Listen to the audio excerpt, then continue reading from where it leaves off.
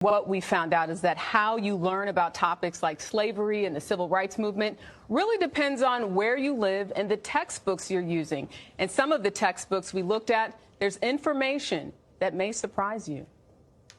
Is there a problem with how we teach American history in this country? Yes. Renowned scholar Dr. Ibram X. Kendi can't believe what students are learning about America's past. Reviewing these texts closely, now I can see why so many students get to college and they're like, why didn't we learn this in high school? Because it isn't in these texts. We asked Kendi, a CBS News contributor, to take a look at 4 textbooks used in public school classrooms. The first book, The American Pageant, is used to teach advanced placement history. The publisher of the book says more than 5 million students learn from it each year. We looked at the 16th edition of the book, published in 2016. So here on page 346, it says, in the deeper South, many free blacks were mulattoes. The term mulatto is a racist slur against biracial people. The book also includes this map, referring to enslaved Africans in 1775 as immigrants, alongside the Dutch, the Scottish, and the German. To refer to them, again, as immigrants insinuates that they chose to come, the African people who almost totally were forced to come and certainly did not want to come to the United States in chains. Just to see if things have changed, we looked at the latest edition of the book published this year. The map is still there. The assignment asked students to put a price on slaves. What and how students learn about history is different everywhere and sometimes problematic. The teacher, who is white, told them to write funny captions on images of freed slaves. There are reports the teacher made black students act as slaves. There is no national standard for what history is taught. Each state sets standards which outlines what students are expected to learn. CBS News took a look at the social studies standards for all 50 states and the District of Columbia. We found 7 states do not directly mention slavery, and 8 do not mention the civil rights movement.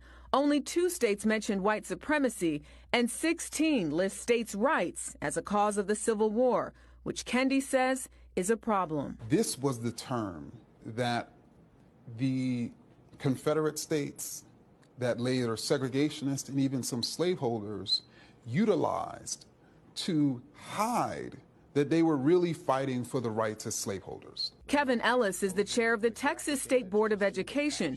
About 10% of the nation's students attend a Texas public school. In 2018, the state changed its standards to teach slavery as the central cause of the Civil War, but it still mentions states' rights. Should states' rights even be taught at all? So I think even when you look at states' rights, it focused around slavery. And so what we're doing now is just being clear that those states' rights that the South was fighting over was states' rights for them to have slavery. Kendi also took a look at this textbook, Texas History, which is adopted by the state to teach middle school social studies. It covers topics including slavery and the Civil War. This is a picture, and the caption says, some U.S. settlers brought slaves to Texas to help work the fields and do chores. And, I don't think we should describe slave labor as chores. A few pages later, Kendi pointed out this image. The caption for this picture says, what characteristics of slave life does this image show? Does this depict slavery? If we were going to have a single picture that depicted slavery, it should be a picture that demonstrates terror and violence. We also asked Ellis what he thought about the picture. Well, I think one of the, as we go through the struggles and the injustices that the slaves went through, I think the important thing is not to do what was done in earlier times and make it sound like they were better off here than they were back in their. But this picture doesn't look so bad. There's no marks on anyone's body, and this is supposed to represent enslaved people. I think the point that's being made is the fact this was not a true representation of what slaves went through and the injustices that they went through. And I can't answer why that made it in that textbook. We have progressed in the past 5 years and 10 years and 20 years, and we still have more work to do. And I think this would be an example of that. The publisher of that Texas history book, Houghton Mifflin Harcourt, told CBS News in a statement that it appreciates and values Dr. Kendi's analysis of the textbook, and they are making intentional changes to the content in future editions.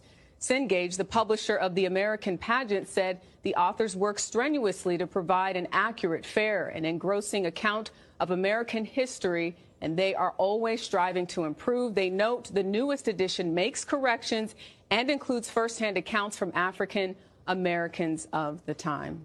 So important to point out, though, that the publishers can make these changes, but it's up to the states to adopt them. It's up to the states. And, They- you know, it's funny because I talked to a girlfriend of mine, her daughter's in high school, and she just got an A in her U.S. history class, and I told her about this story, and she said, we have to teach them. It's up to the parents. And I think there is sort of this unsaid thing, even especially in black communities, that you're going to learn it from your family and not necessarily rely on the school to do it. Just because you look at these changes that they've made, this is in the last 5 years. Yeah, that's very recent. Well, it's the most alarming thing you said in that story was that there were 7 states where slavery is not even mentioned. Or civil rights. That's what I find so jaw-dropping. Yeah. And I think when you're a kid, you're reading the textbook, it doesn't occur to you to challenge it.